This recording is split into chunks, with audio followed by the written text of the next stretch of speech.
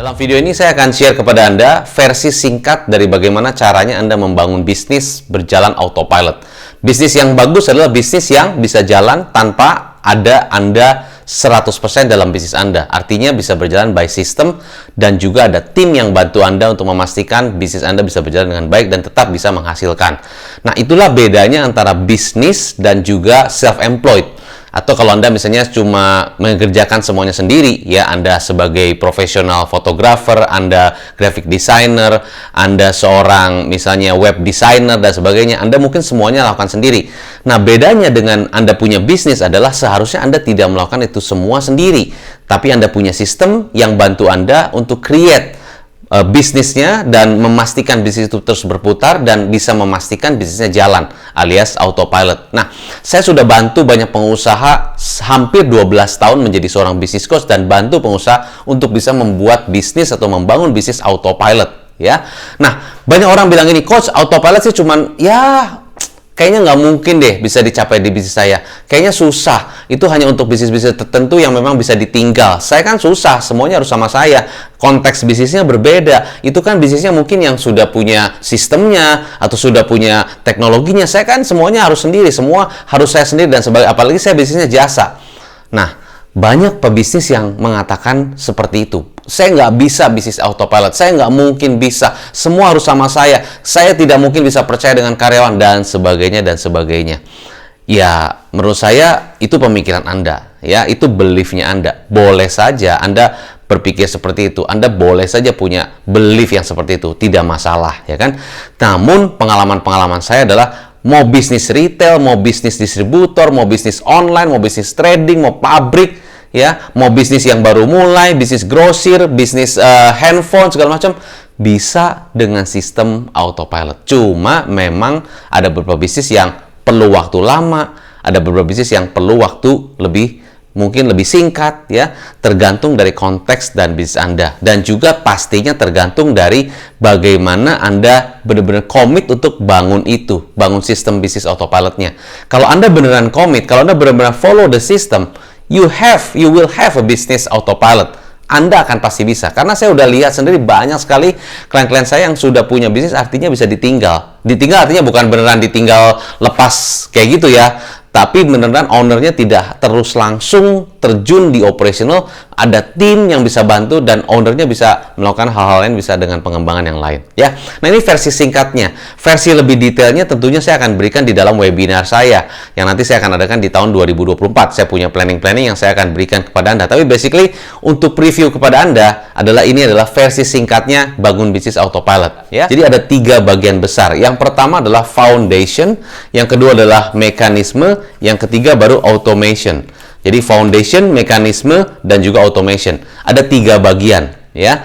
Dan ini 3 bagian ini seharusnya benar-benar saling benar-benar connect gitu kan, saling benar-benar sesuai, ya. Jadi foundationnya dulu yang jelas, lalu mekanisme, lalu automation, ya. Nah, tentunya Anda mungkin dengar dari beberapa coach lain atau mungkin Anda belajar dari mungkin orang-orang yang juga punya bisnis autopilot, tapi ini adalah pengalaman yang saya lakukan dan ini yang saya jalankan dan ini terbukti, ya. Jadi foundation, mekanisme, dan automation. 3 simple seperti ini, ya. Kalau Anda bisa lihat fokusnya di sini adalah foundation ada 3. Ya, foundation adalah ibaratnya dasar. Jadi Anda punya bisnis harus ada dasarnya, harus ada kekuatan semacam kayak fondasinya yang jelas gitu kan.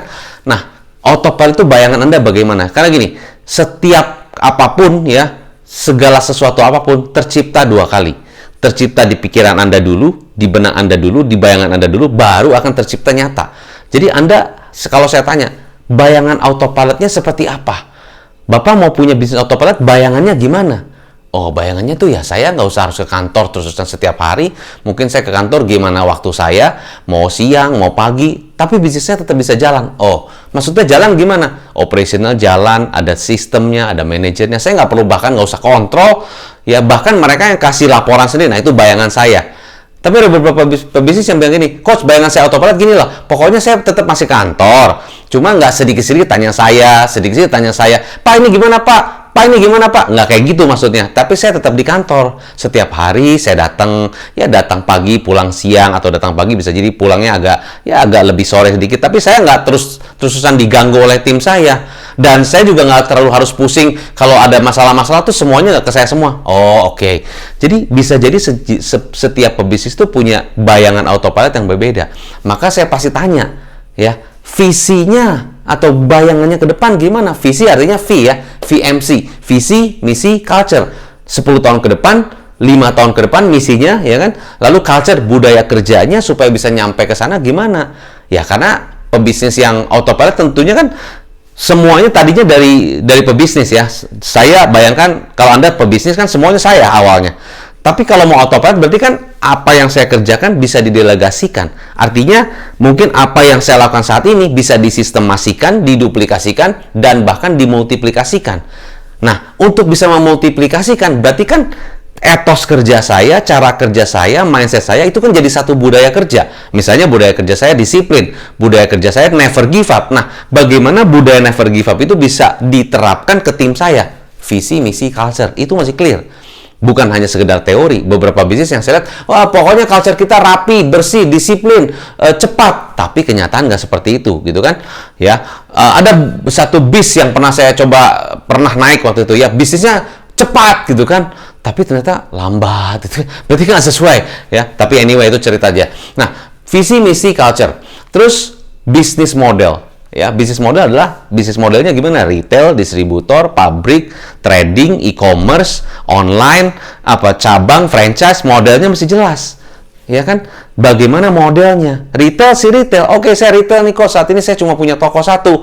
Saya nantinya bakal punya kemitraan, punya beberapa cabang. Oke. Terus gimana modelnya nantinya? Oh, modelnya adalah nanti waktu saat cabang itu adalah saya bentuknya kemitraan. Berarti tetap di-manage oleh pusat. Mitra itu cuma menjalankan operasional. Di sana ada satu tempat, ada satu manajer operasional yang saya tempatkan di sana. Atau bahkan mungkin sebetulnya orang-orang lokal di sana saya akan manage dari pusat. Oh, berarti modelnya kayak gitu. Jadi modelnya harus jelas. Dan bisnis model ini menurut saya Anda harus beneran pas gitu. Maksudnya pas tuh gini. Karena ada beberapa bisnis model yang udah nggak jalan zaman sekarang. Udah lewat zamannya, udah masa lalu gitu kan. Modelnya model distributor cara lama. Masih pakai sales, turun langsung, ya. Terus ada yang pakai kanvas langsung. Memang itu mungkin model itu masih oke. Tapi balik lagi, lihat cost efisiensi, lihat juga efektivitas cara kerja timnya, juga secara biaya, ya, dan kecepatan perputaran dan kecepatan operational bisnis dibandingkan model yang lain seperti apa. Emang model lain gimana, Coach? Model lain juga kan seharusnya tidak perlu harus semua dikerjakan oleh distributor tersebut. Bisa jadi distributor itu bisa pakai third party, ya, bisa ada outsource perusahaan lain dan sebagainya, bisa mempercepat dan memfokuskan, mengoptimalkan beberapa service tertentu untuk kerjasama dengan third party. Nah, bisnis model Anda mungkin hanya fokus kepada penjualan, mungkin, ya kan? Nah, penjualannya gimana? Penjualannya mungkin lewat sistem, lewat e-commerce. Nah, itu kan bisnis model harus clear. Lalu, bisnis strategi. Nah, bisnis strategi penting. Anda sebagai pebisnis itu, produk Anda produk yang baru di pasar, atau di market Anda, atau produk yang sudah lama, bermain di pasar yang sudah ada, artinya sudah jenuh, sudah banyak orang bermain di sana, berarti kan sudah red ocean. Nah, kalau sudah red ocean, strateginya gimana? Ya, berarti harus ada diferensiasi, harus ada inovasi, harus sesuatu yang berbeda, ada update. Kalau saya produk baru, gimana? Produk baru jelas harus ada memastikan orang-orang mengenal Anda, awareness-nya jelas, education-nya jelas, ya kan? Mungkin juga harus diberikan kenapa orang harus beli produk saya, harus ada beberapa bukti-bukti dan sebagainya. Itu banyak strategi. Jadi strategi juga sangat penting. Bagaimana Anda memasuki pasar atau bagaimana Anda saat ini menciptakan pasar. Jadi ada dua hal, memasuki pasar atau menciptakan pasar. Dua-duanya punya strategi yang berbeda. Bisnis strategi itu sangat penting, ya. Jadi ada beberapa klien saya, salah satunya adalah dia punya restoran sate kelinci. Nah, sate kelinci ini gimana masuknya? Karena kan kebanyakan orang sate ayam, sate kambing gitu kan. Sate kelinci gimana positioningnya? Jadi dia menciptakan pasar. Nah, kalau menciptakan pasar kan berarti mesti diedukasi dulu, mesti awareness dulu, mesti lihat dari angle yang mana, manfaat dari sate kelinci ini seperti apa, dan macam-macam. Jadi the strategy is always very fokus, yang very hal yang sangat penting supaya Anda bisa ngerti dulu. Karena kalau Anda nggak jelas strateginya, nggak fokus strateginya, bisa jadi Anda masuk ke pasar tersebut malah tergiles dengan yang lain. Mau gimana autopilot? Langkah mekanisme adalah pertama flow bisnisnya. Oke, kalau bisnis kan selalu saya jelaskan kepada Anda ada 4 ya, marketing, sales, operation, finance. Ya memang ada beberapa hal tambahan yang menurut saya juga core penting juga selain 4 yang benar-benar fundamental, yaitu adalah tim atau HR, divisi HR. Satu lagi mungkin divisi IT atau teknologi. Ya, jadi sebetulnya ada 4 plus 2. Jadi marketing, sales, operation, finance plus HR dan sistem IT, teknologi, ya kan? Nah, jadi flow-nya gimana? Dari mulai marketing gimana flow-nya? Oh, kita pakai website, oh kita pakai Google Business, oh kita mungkin pakai mungkin Anda punya strategi marketing yang lain, pakai sosial media, atau Anda pakai email marketing, atau mungkin Anda pakai referensi dan sebagainya. Oke, itu marketing. Terus flow-nya dari situ gimana? Oh, flow-nya masuk ke landing page, oh flow-nya masuk ke website, oh flow-nya masuk ke CS. Nah, setelah itu kemana? Setelah itu kita kejelaskan produk A, produk 1, produk 2. Penjelasannya gimana? Itu kalau mungkin retail. Kalau B2B gimana? Oh, kita pertama-tama dari website, Google Business, ada iklan. Atau mungkin kita beberapa acara kita ikut pameran, atau kita mungkin ada exhibition dan sebagainya. Lalu di situ kita ada tim sales yang mengenalkan, ada PR yang mengenalkan. Oh, itu marketing flow. Lalu ke sales gimana? Oh, salesnya nanti pada saat customer atau prospek nanya-nanya, baru ada orang sales, namanya adalah customer relation officer, yang akan hubungin orang tersebut. Lalu dia ngobrol dan sebagainya, dari situ akan ada deal. Oke, itu proses sales. Dari situ gimana? Operationnya gimana? Itu semua adalah flow-nya. Ya, jadi the flow mesti clear. Bayangkan kalau Anda dalam tubuh manusia, ya, jadi flow makanan mulai masuk dari mulut masuk terus gitu kan, itu kan flow-nya jelas. Bayangkan kalau flow-nya nggak jelas, nanti dari sini masuk kemana nggak jelas, itu kan akan pusing sistemnya di dalam tubuh kita. Nah, sama dengan business flow. Jadi business flow itu bagaimana flow-nya dari mulai marketing ke sales ke operation ke finance, lalu HR dan sebagainya, sistem IT, dan itu semuanya flow-nya. Ya, lalu setelah flow-nya jelas, baru struktur perusahaan Anda gimana? Struktur bisnis Anda gimana? Ya, seperti ibaratnya formasi main bola kan, ada goalkeeper, ada back, ada penyerang, ya, ada midfield gitu kan. Nah, formasinya gimana? Jangan terlalu berat, jangan terlalu gemuk, ya. Juga jangan terlalu ramping, ataupun formasinya gampang kok. Ini saya, terus di sini saya juga, di sini satu admin, terus bawahnya di samping-samping saya lagi, di sini juga saya. Jadi formasinya sebenarnya semuanya saya. Ya, simple aja karena bisnisnya bisnis saya, jadi semuanya saya. Ya, kalau kayak gitu kan berarti nggak bisa autopilot kan, karena semuanya namanya Anda semua. Jadi struktur organisasi itu sangat penting. Itu ibaratnya formasi di dalam bisnis Anda. Itu sangat-sangat strategis banget. Bayangkan kalau Anda main bola, ya strategi untuk menempatkan ataupun posisinya di mana, dan belum posisi ya, kita belum bilang positioning dan roles-nya, kita baru bilang strukturnya nih, yang 4-3-3, 5-3-2 dan sebagainya. Itu kan sangat strategis banget. Salah menentukan strategi untuk struktur berarti bisa jadi mungkin tidak efektif, ya kan? Baru setelah itu memposisikan orang-orang yang tepat di posisi yang tepat dalam struktur itu tersebut. Memposisikan sepertinya mudah, kenyataannya not easy. Kita masih lihat orangnya, karakternya, attitude-nya, skill-nya, behavior-nya, pengalamannya, dan sebagainya. Kita baru bisa tempatkan orang di situ. Itu pun mungkin kita tes dulu. Berapa lama, pakai ada KPI-nya, nanti kita di automation kita bahas itu. Bagaimana cara kerjanya dan sebagainya, bagaimana cara attitude-nya, bagaimana etos kerjanya, bagaimana prestasinya. Semua kita lihat role-nya bagaimana, bisa ngerjakan multitasking apa enggak, delegation-nya bisa apa enggak, dan sebagainya. Nah, ini nggak bisa autopilot. Ya, itu yang kedua, mekanisme. Yang ketiga, paling penting, baru automation. Supaya mekanismenya itu bisa jalan semua, kita perlu ada sistem otomasi. Otomasi salah satu sistemnya yang saya bantu klien-klien saya adalah recruitment system. This recruitment system sangat-sangat strategis banget. Beberapa orang anggap remeh, gampang tinggal pasang iklan di mana lah ya, di media manapun. Ya udah, lalu kita pasang, lalu kita tunggu deh lamaran masuk. Lalu kita setelah lama kita sortir, lalu kita interview. Not that easy. Ya. Pengalaman saya, rekrutmen tidak mudah seperti kayak gitu. Mungkin sepertinya mudah. Coba aja kalau Anda lakukan seperti itu dengan cara-cara yang mudah. Belum tentu Anda akan dapat tim yang tepat.